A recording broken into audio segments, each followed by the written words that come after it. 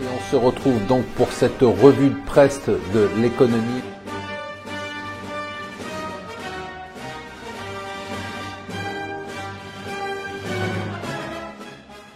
Bonjour et bienvenue sur Mon Financier pour le Morning Zapping. Nous sommes le vendredi 21 septembre. Et la nouvelle du jour, j'ai envie de dire, c'est presque la nouvelle de tous les jours, c'est de nouveaux records pour la bourse américaine. C'est quand même fascinant, vraiment fascinant ce qui se passe. On a des marchés qui montent quasiment tout le temps. Le Nasdaq a passé les 8000 points, enfin on ne sait plus où s'arrêter, quoi.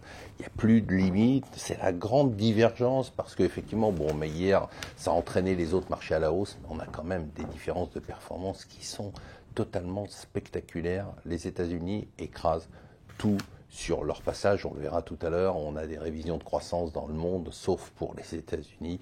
Enfin, c'est complètement fou ce qui se passe.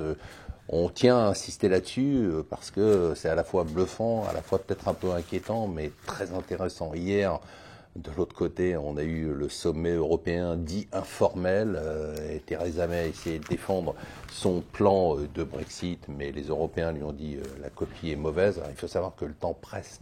Vraiment, il va falloir trouver une solution d'ici un mois et demi, et on en est très très loin. Alors je vous parlais de l'OCDE. L'OCDE dit attention, l'économie mondiale ralentit, on n'est qu'à 3,7% sur l'année. Bon, c'est pas mal. On peut pas parler de ralentissement économique ou de récession, mais ce que dit l'OCDE, c'est que ça baisse partout, sauf aux États-Unis qui vont faire probablement 3% de croissance cette année. Il faut dire qu'avec les baisses d'impôts, avec toutes les mesures que prend Trump, on a une situation qui est absolument folle.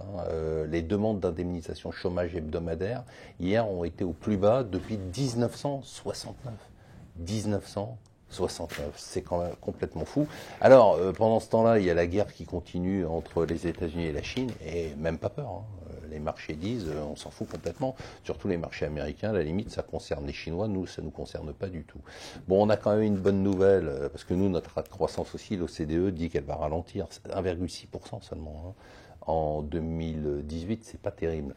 Heureusement, en 2019, ça devrait aller mieux. A priori, on devrait avoir une hausse. C'est pas le gouvernement qui le dit, c'est l'OFCE. On devrait avoir une hausse du pouvoir d'achat. 3,5 milliards d'euros. Alors j'ai peur que ça passe un peu inaperçu, surtout qu'avec le prélèvement à la source, les Français vont se concentrer sur leur rémunération nette, elle n'est pas terrible.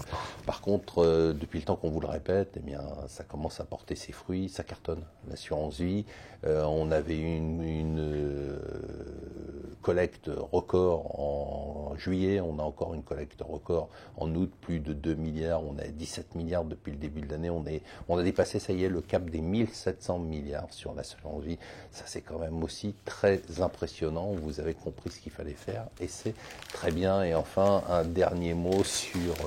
Je suis sûr que c'est grâce à nous. On a tellement défendu les retraités que le gouvernement a décidé de prendre des mesures pour eux, et notamment d'exonérer 300 000 retraités de la hausse de la CSG. C'est un tout petit début, mais on voit un changement de discours. Le gouvernement a senti qu'il était allé un peu trop loin contre les retraités. Les retraités, ce sont des votants. Un taux de participation au vote qui est extrêmement élevé, le plus élevé de toutes les classes de population. Donc évidemment, il va falloir faire machine arrière et leur dire qu'on les aime, ils vont être durs à convaincre, surtout après toutes les mesures qui ont été prises contre eux. Voilà, n'oubliez pas ce soir une émission exceptionnelle, c'est votre argent avec d'excellents invités, nos Jedi de l'économie et de la finance. On va rejouer la semaine et on va vous donner des conseils. Voilà, je vous souhaite une excellente journée et un très bon week-end.